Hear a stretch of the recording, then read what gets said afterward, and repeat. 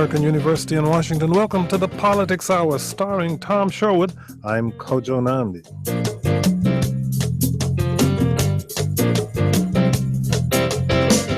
Tom Sherwood is our resident analyst. He's a reporter with NBC4 and a columnist with the current newspapers. Tom Sherwood, welcome. Good afternoon. Also joining us in studio is Mary Che. She is a D.C. council member, a Democrat representing Ward 3. Councilmember Che, thank you for joining us. Good afternoon. Later in the broadcast, we'll be talking with David Anderson. He's a candidate in the Democratic primary for Maryland's 8th Congressional District. But first up, the proposed agreement, the merger agreement between Pepco and Exelon. Joining us for that conversation is Vincent Morris, Regional Communications Director for Pepco Holdings. Vince Morris, thank you for joining us. Thank you, Kojo, and I'll only be on the air for a minute because there's not much we can say at this point. We're still reading this new ruling that we got from the Public Service Commission. I'll decide how long you'll be on here, Vince. DC's Public Service Commission voted to send the revised merger agreement to Pepco and Exelon for consideration. The utilities have 14 days to accept or reject it. Vince, what's in that revised agreement? Well, Kojo, Tom was there, as was Councilmember Che, so they can show you, and there's a copy online. There's new provisions, and honestly, the order that was released today has new provisions that we and all the other parties to the settlement have to review before we can say whether they're acceptable or not. Are you optimistic? Hey, Vince, Tom Sherwood, are you optimistic? Hi, Tom. I'm an optimistic person, but I can't tell you at this point. Was Pepco optimistic? Pepco and Exelon and all the other settling parties, remember there were many parties to this agreement, they all must review it and decide if the new provisions that were put out are acceptable.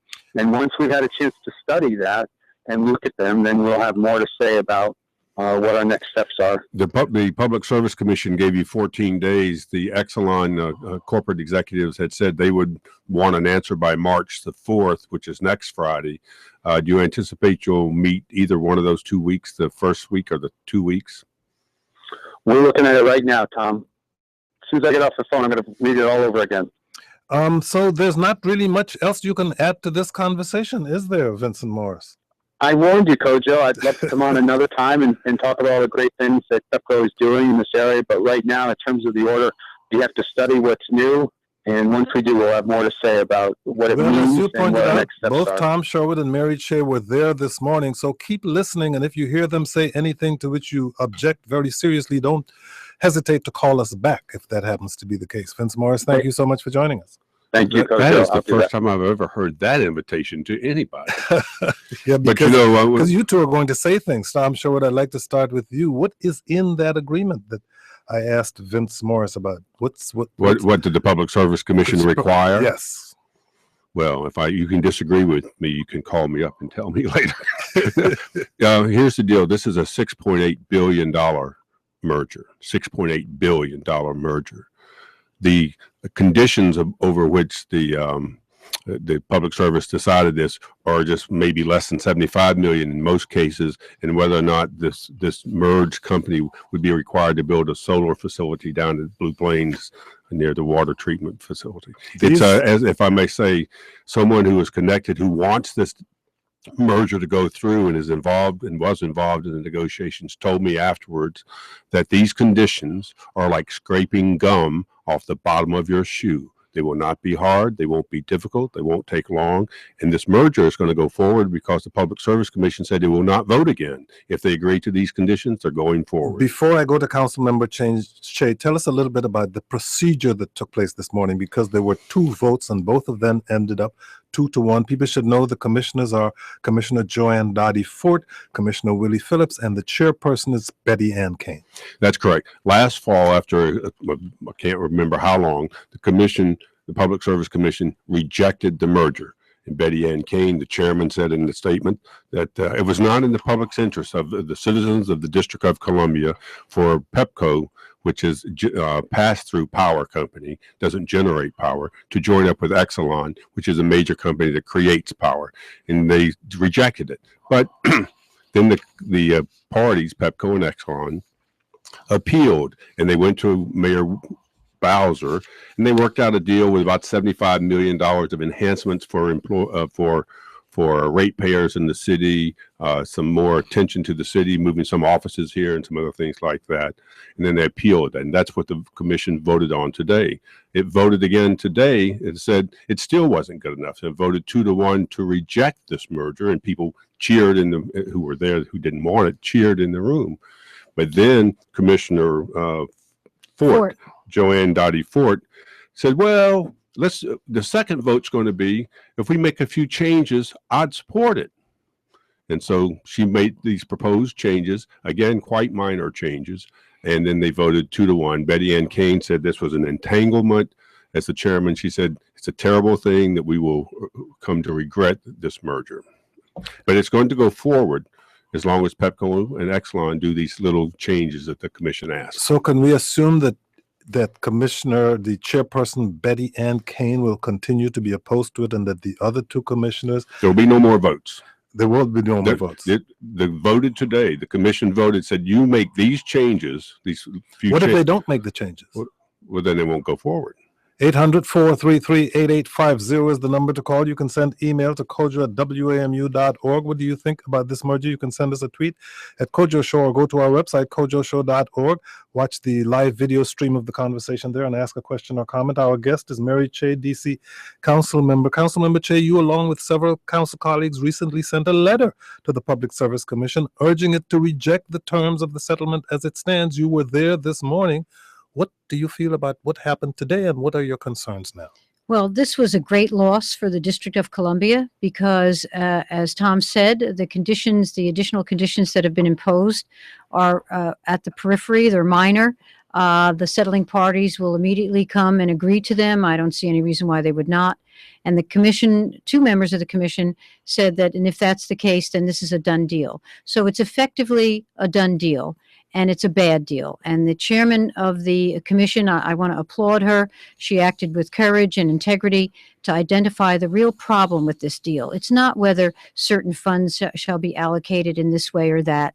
It's not whether Exelon had given itself the sole source for building certain solar panels at DC Water. None of that is the heart of it. The heart of it is we have a financially stable, well-run company that distributes electricity. We're joining up with this behemoth company distant in Chicago that is based on a business model that's a century old. And it's financially troubled, its stock has fallen, and what it wants to do is gobble up really good companies to balance its bad business. And now, they've made this marriage with us, which is hardly a marriage. I think if I were parents of this marriage, I would, quickly move for annulment. But it's very, very bad for the District of Columbia. This is a company that is not anything about what we're about. We're about saving electricity. We're about environmental progressivism. We're about renewables. They want to sell more electricity. They're in the business of generating. It's a complete conflict of interest, and the chairman herself said that. The supporters of if this that doesn't warrant a call back from Vince Morris, I don't know what will. I might preempt him by saying this. The supporters will say that the states of Maryland, New Jersey, and Delaware, and Virginia have all approved this merger, thinking it will be in the best interest of the ratepayers in those states.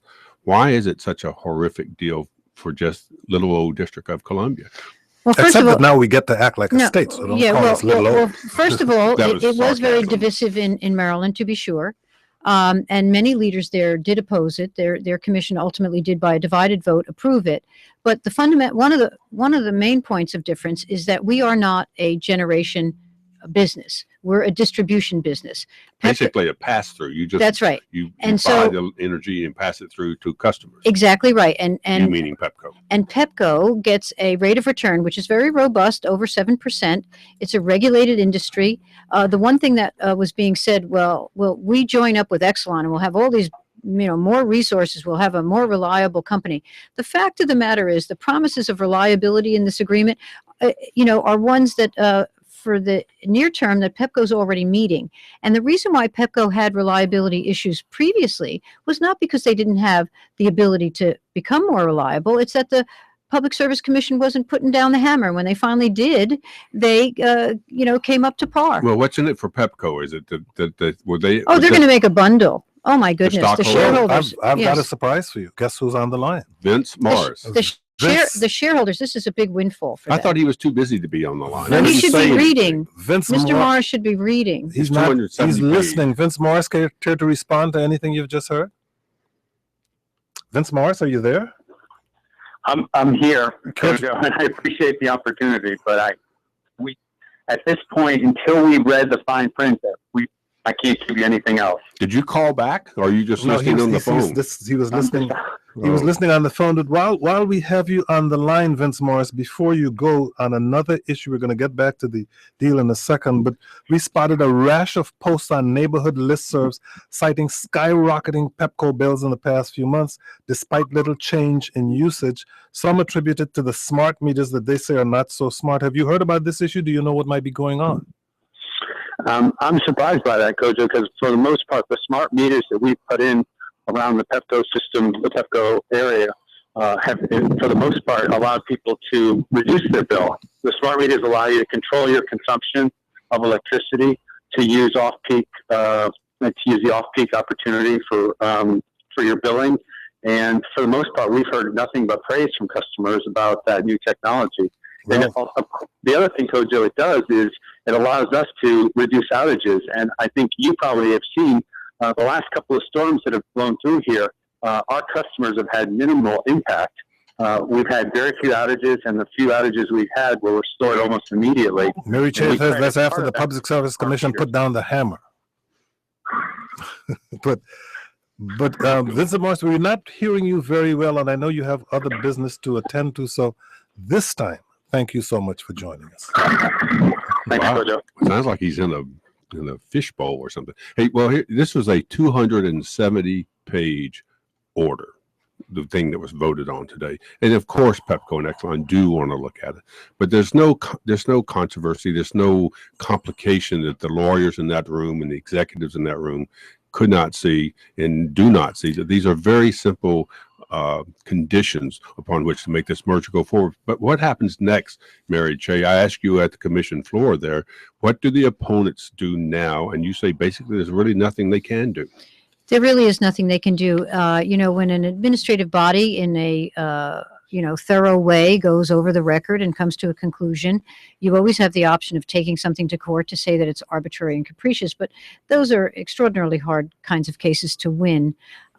So it'll be effectively over. I mean, anybody can file a suit about anything, but I mean, if we're talking about a realistic opportunity to stop this, I don't think one currently exists. When we should point out that you are in fact a lawyer and law professor. Yes. Well, is it Georgetown or George George Washington? Washington. George I can never Washington. get them. She moves around. No. Always George Washington, over 30 years.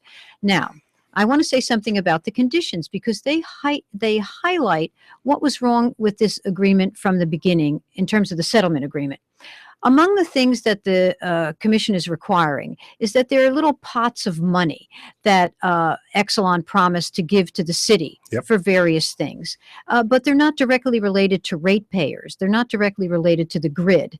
Instead, there were pots of money that essentially the executive branch, I don't know who negotiated this, would be able to use as if giving the mayor a candy store, and she could distribute the candy. Sounds like walking around money. Yes, walking around money. And so one of the conditions is, and this is not hard for Exelon to agree to, that money should not be devoted to those things. It should be devoted to things directly related to ratepayers. And that the Public Service Commission would retain authority over how that money is spent, Right, as opposed to just going to the mayor to hand out. Right. So exactly. So it's not a big deal for Exelon. It's just a loss of what do you call it? Walk around money. Walk around money. It's a Call it in bookkeeping- politics. It's a bookkeeping matter. It's a bookkeeping matter. And then, one of the other conditions is that Pepco Exelon granted itself in the settlement agreement the option, whether it would or not, to be the party to have the 5 megawatts of solar and microgrids installed. We were going to do these things anyway, okay?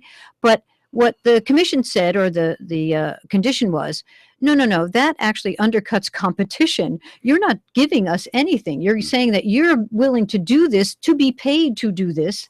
And so now you have to submit that to, competition. You just And don't get DC it Water will automatically. decide who Right. builds that. I mean, if you start thinking about it, these kinds of conditions, they're so easy to satisfy. It's hardly a nick in the deal as far as Exelon is concerned. And again, it does not go to the heart of the matter about why it's so bad for us to align ourselves with this company that has a completely opposite view of electricity and the environment. At the risk of every listener turning his or her radio off, I want to ask, one of the conditions is that Pepco will have to change something to do with microgrids. Can you tell us as human beings what that means?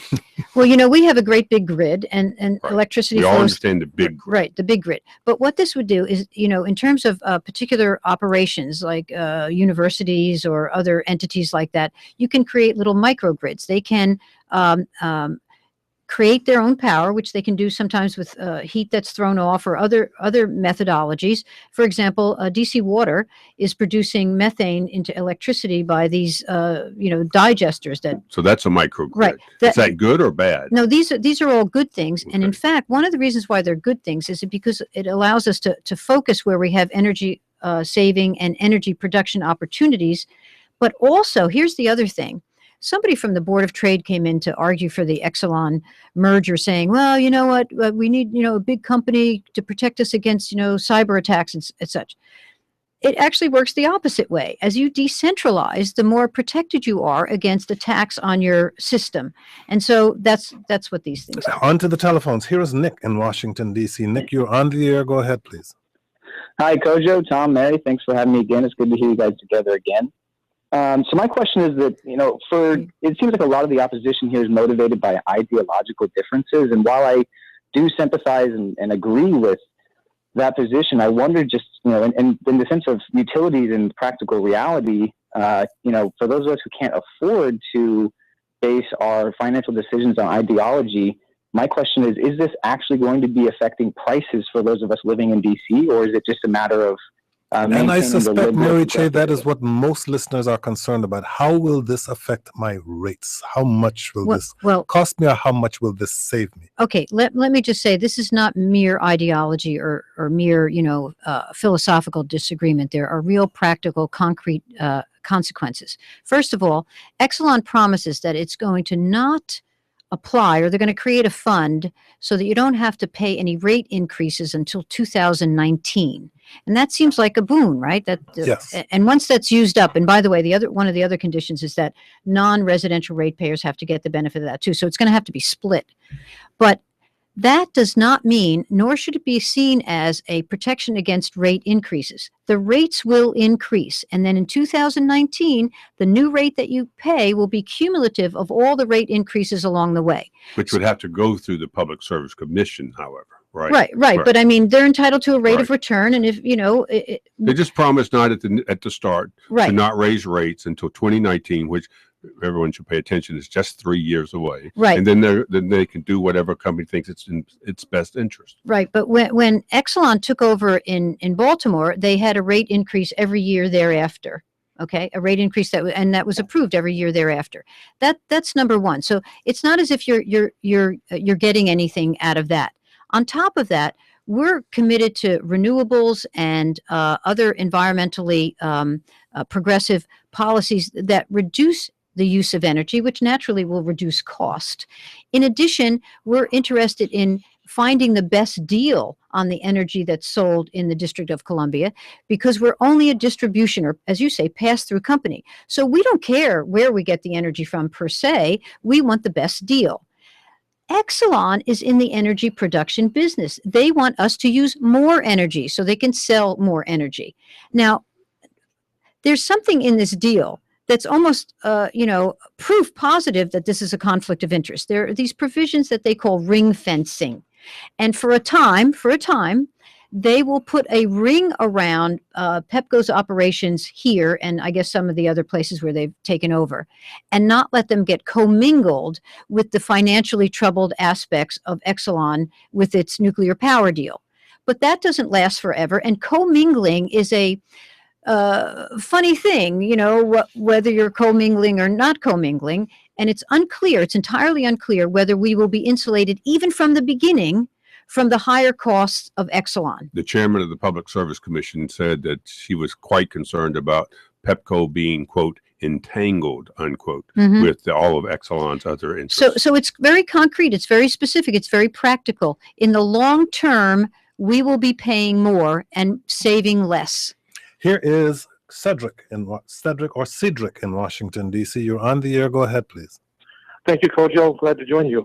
The question that I simply have is, if we've had 2 votes by the commission that said this deal is not in the public interest, and it's not a good deal, and the changes that are suggested in no way alter that, how can we as citizens feel at all comfortable and confident in this deal? Nothing's changed to make it in our interest.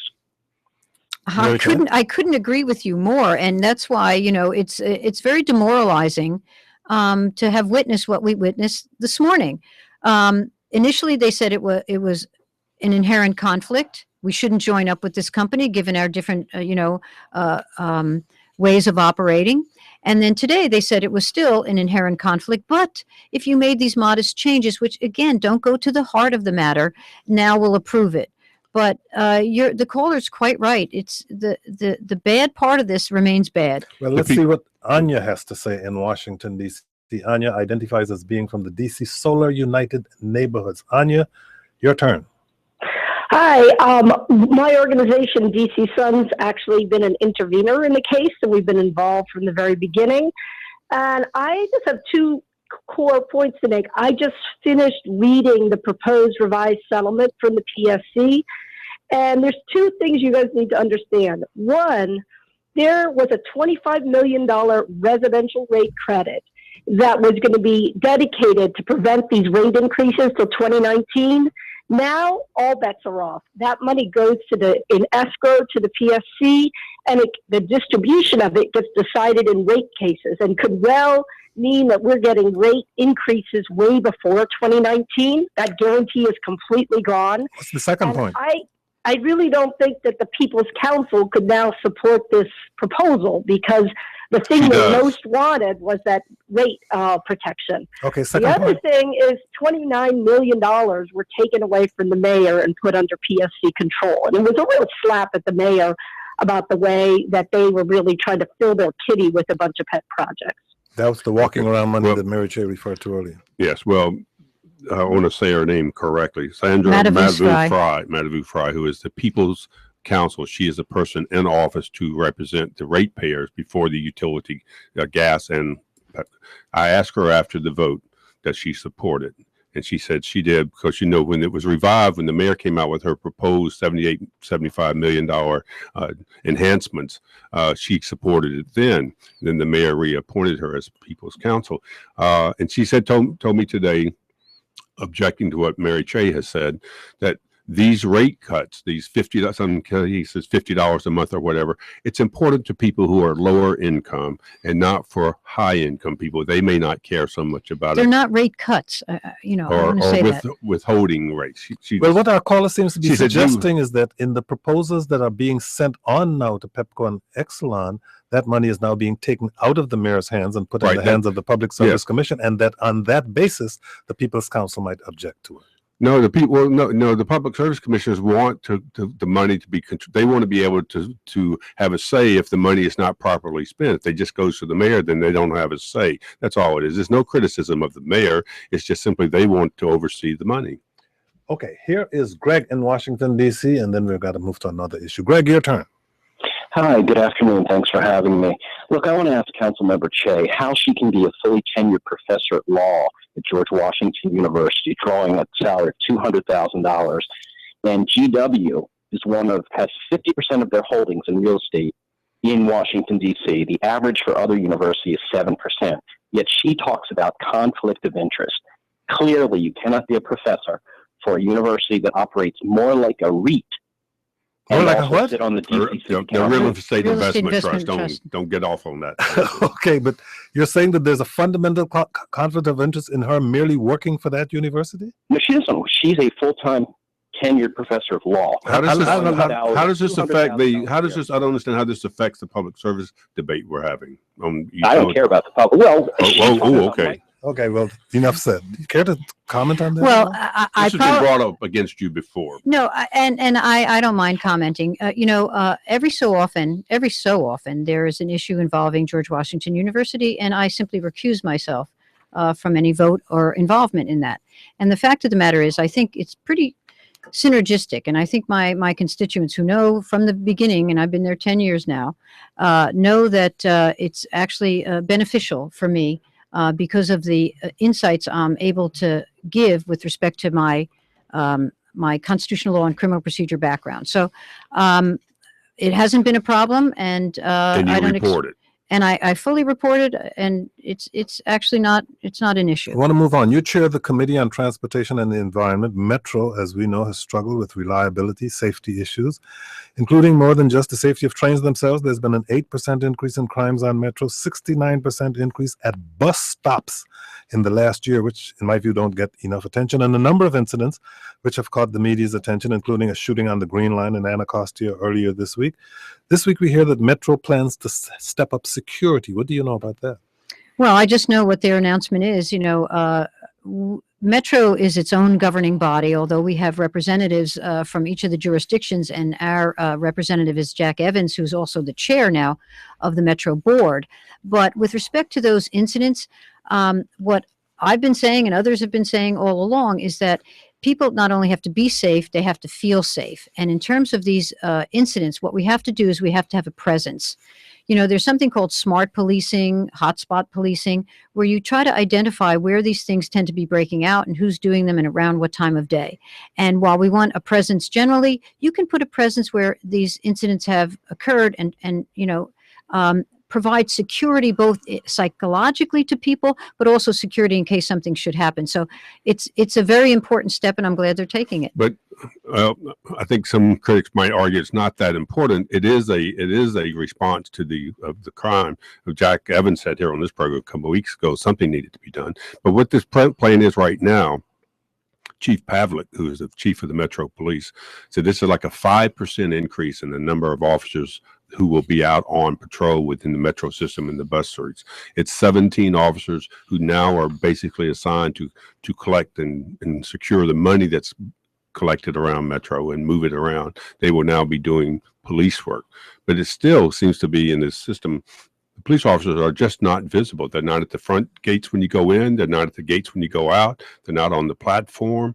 And they're going to do this thing where a police officer will look onto, when the train stops, an officer will go quickly and look inside the cars and see if everything's okay, and then the train will go along. But it's not a continual presence. Well, to say that we need more is not to say that what the idea that they have and what they are doing is not good. I think it is. Oh, good. yeah, right. It is good. And it's the right direction. Right. It's the right direction, and we probably need to do more. But the other thing is, even if you have limited resources, it's how you deploy those resources. And that's the thing I want to emphasize. If they're finding out, for example, what they're calling these wild packs or something like that, if they're happening, at the end of school, near certain high schools, on certain lines, at certain times, they ought to have the force multiplier there. Right, just as there are DC police officers outside those metro stops. And Precisely places. right. So I do think it matters, though I agree with you entirely. The more we could do, it would be better. Nevertheless, and in spite of the New York-based company Smart Assets says Metro is the #1 for public transit, comparing 136 metro areas across the nation. They looked at average commute time for transit users, percentage difference between average commute times of car commuters and transit users,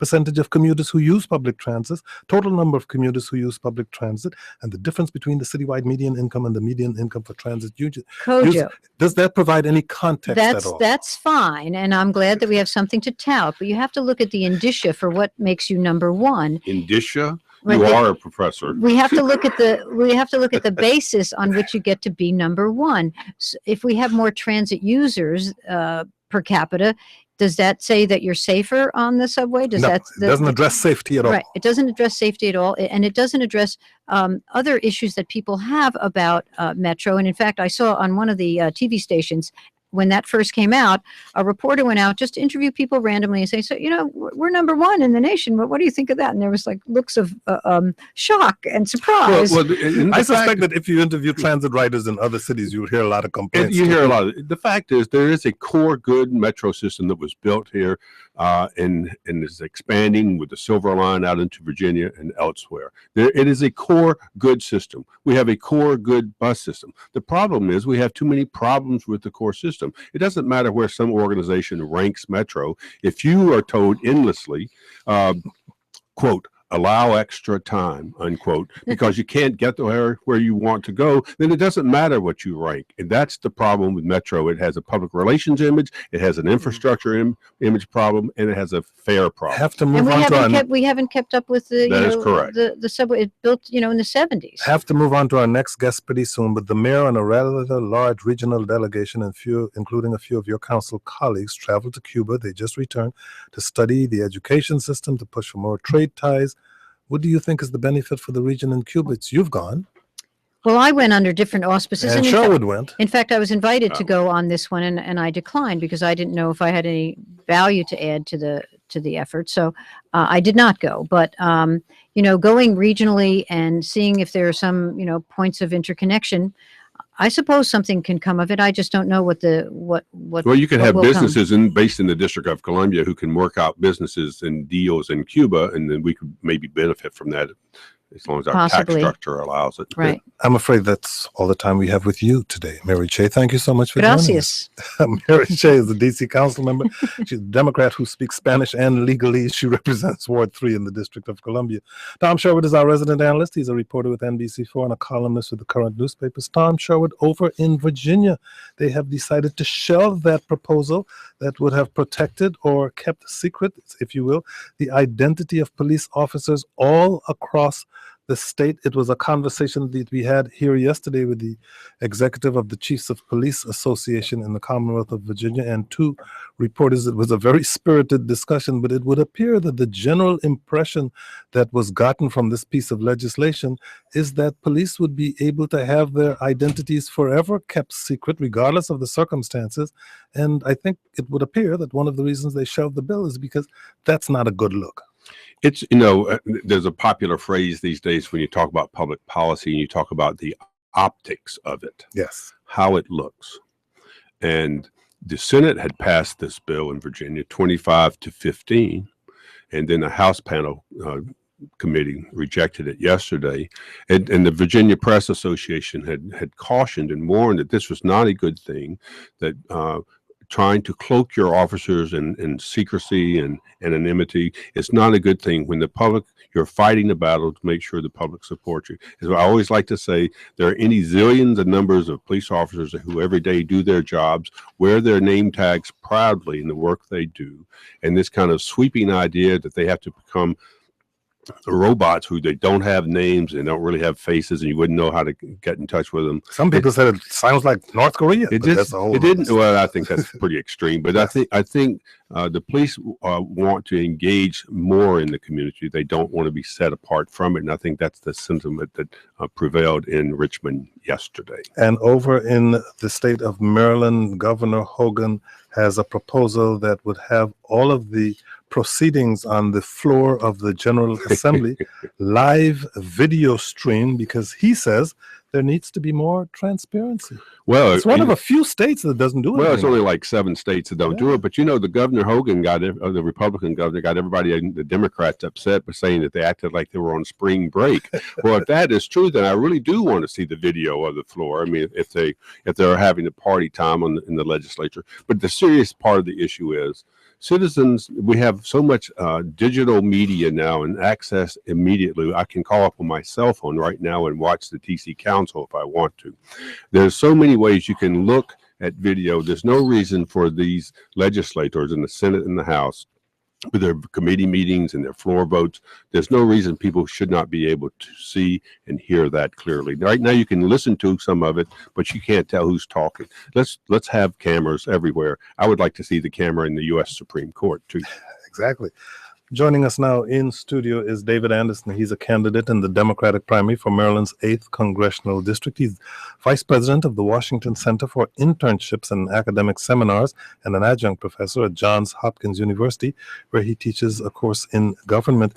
David Anderson joins us in studio. Thank you very much for joining us. Kojo, thank you very much. If you have questions or comments for David Anderson, call now 800-433-8850 or send email to kojo@wamu.org.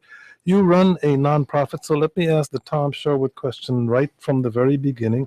Exactly what is the Washington Center for Internships and Academic Seminars? Yes. The Washington Center is the largest nonprofit college internship program in the country. I don't run the program. I'm Senior Vice President of State Relations. For the Lobbyist? Pardon me? Does that mean lobbyist? Well, it's a good question. I'm not officially a lobbyist, but Okay. I raise money from 13 state legislatures for college student scholarships so they can come to Washington for a semester-long or 10-week summer term. So in the last 11 For years... academic credit. For academic credit. So That's I've worked with Democrats and Republicans in 20 states successfully and raised millions of dollars for college students to come to Washington. You also teach political scandal management. Well, actually, I haven't taught that course for a while. I taught a politics and ethics class for 12 years at George Washington University, but I basically left academia in 2002.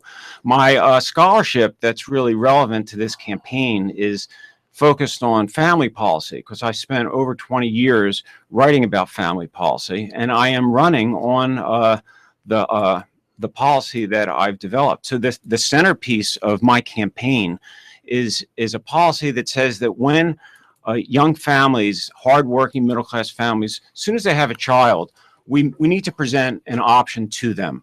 They should have either option A, which would be 6 months of paid parental leave plus $10,000 for child care support, or option B, the 6 months of paid parental leave and a tax credit for a stay-at-home mom or a stay-at-home dad. And it could be 2 moms or 2 dads. Now, what's distinctive about my view, and what I've criticized Kathleen Matthews and Jamie Raskin for, is that I reach out also to the stay-at-home moms and the stay-at-home dads. And the problem with Democratic policy for years has been we've been just trying to help the families that want to have the 2-career model. But there are many families, moderate and conservative and even liberal families, who would prefer to have a parent, a mom or a dad at home, at least while the child is 2 or 3 or 4.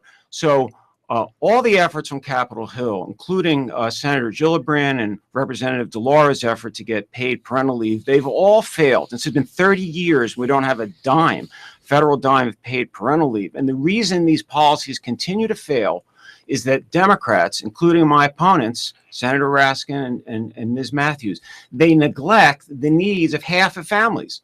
So I have spent, in the last 2 months, I've been up to Frederick and Carroll counties 37 times knocking on doors, because those 2 counties, about half of those counties are part of District 8. 6 months of family leave, would there be an income cap for, or would it be if you make a lot of money, if you make virtually no money? Is there an income cap on your 6 months? There would have to be an income cap, yes.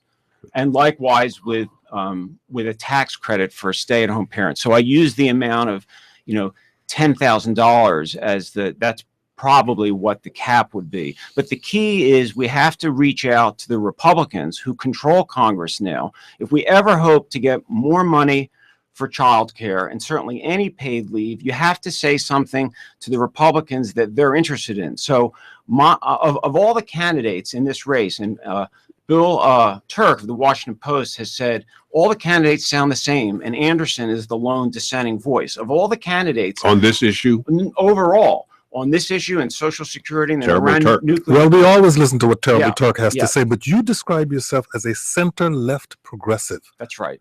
Is that the center part you were just describing Yes, there for us? that is exactly right. So a left-wing progressive like Senator Raskin supports paid leave and more child care. Anderson here, I support that option as well as paid parental leave and a tax credit for a stay-at-home parent. So I am trying to make a policy that would be open to all families and not just those families that want the two-career In order model. that people understand what a center-left progressive Right. is, would you describe Hillary Rodham Clinton as a center-left progressive? Basically, I would, yes. So I'm gonna, vote for Secretary Clinton, Yep. and yes. I'm still trying to wrap my head around the center progressive. Center-left progressive. But anyway, let's move on. Yeah. One of the things you've done I thought was interesting. That this is a pretty big 8th district. It's fairly large in Maryland for all who are listening.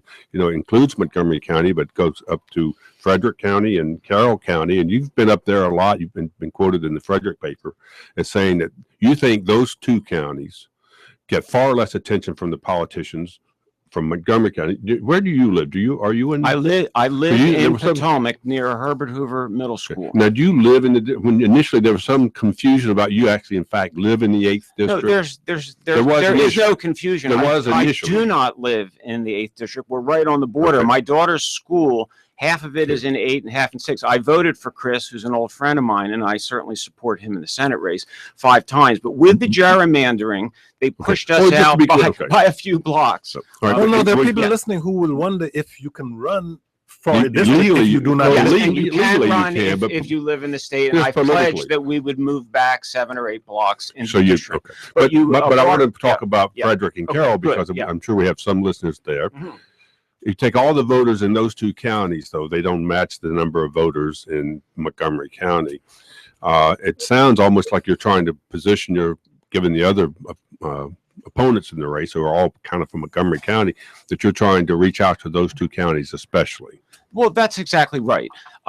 As I've said to the voters, and I've been to 12 different towns, as I said, 37 times since December, I explained to the voters that my values have more in common with the families, the Democratic families, and the seniors in Frederick and Carroll counties than they do with the Montgomery County progressive establishment. Now, this race, there's 9 of us in it now.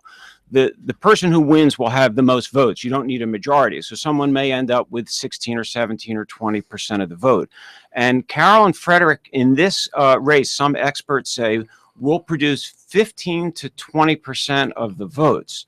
So I'm certainly trying to get votes in my home county. I'm proud to be a citizen of Montgomery County, and there are You make it many sound like people- Montgomery's kind of elitist and not as concerned about the working poor and working isolated families in more rural sections of the district. Is that what you're saying? Well, yes, that is broadly correct. The entire county is not as liberal as Tacoma Park or Chevy Chase, for example. But I regard myself as the least liberal member of the pack, but the most inclusive, because by reaching out to the stay-at-home moms and the stay-at-home dads, or would-be stay-at-home moms and stay-at-home dads, as well as to the two-career model, and by reaching out to the citizens, and that includes the Republicans ultimately, because whoever gets elected has to represent the whole county. By reaching out to Frederick and Carroll, I am the most inclusive of all the candidates, and I'm not neglecting anyone. David Anderson is joining us in studio. He's a candidate in the Democratic primary for Maryland's 8th Congressional District seat. He's vice president of the Washington Center for Internships and Academic Affairs. If you have questions or comments for David Anderson, call us at 800-433-8850 or send email to kojo@wamu.org. Well, let's talk briefly about Social Security. Yes. You are among I don't know all the candidates' positions, but as I understand it, you would like to raise the age of Social Security from 66 to what? Well, first, there's 2 parts to my view. The first part is really a liberal part, and the second part is the more conservative part. First, I think we should increase the monthly payments of those 36% of seniors who rely on Social Security for 90 to 100% of their retirement. I was going to get to the that's the payouts first of part. Social Security, Right, but that's the first part. But the second part, you're right. I believe, and I agree with some Republicans here, that we should roll back the age eligibility by 2 years. Early retirement would move from 64. It's currently 62. And full retirement would really move from 67 to 69. Now, I do think that Why? because people are living longer, and we have better health care. And if we don't roll it back, we're either going to At have what to point would raise the the person, tax. a worker who just for example, where would this start though? Because if We give a 10-year in advance heads up notice. You only tell people when they're about 50. This all right, is nothing that would affect right now anyone people now. know it. Is it 66 and 67? It's just about 67. They keep all right, we'll just say moving it up. 67. Right. If you're going to move it to 69, you would then say to people you'd have to be under 59 or something like that in order for that change to affect you. Yes, this would be years from now. You know, That's would be because your early retirement is currently 62. Yeah, but you see, if we don't push back the age eligibility, we really have to do one of two things. We have to lift the cap from like 118,500 maybe to 300,000, or we have to increase the tax. Now, one of the problems with my opponent's views is that they present views that would never get agreed to on Capitol Hill. So the very idea that we could raise the cap to like $250,000, the Republicans would never agree to that. So my opponents who say that, you know, that's just not realistic. See, I am a realistic progressive. So my views on Social Security, you see, have two parts. The first part is basically the liberal part. So when I went up in Walkersville and knocked on the door, and an African-American woman, 65, answered the door, and I explained my view to her. I'll just call her Miss Jones. And I told her that those seniors who are choosing between food and medicine, who are in that 36%, I want them to have $70 more a month. And that's up on my website. And then I told her the second part, and the end of the conversation, she said, "You have my vote."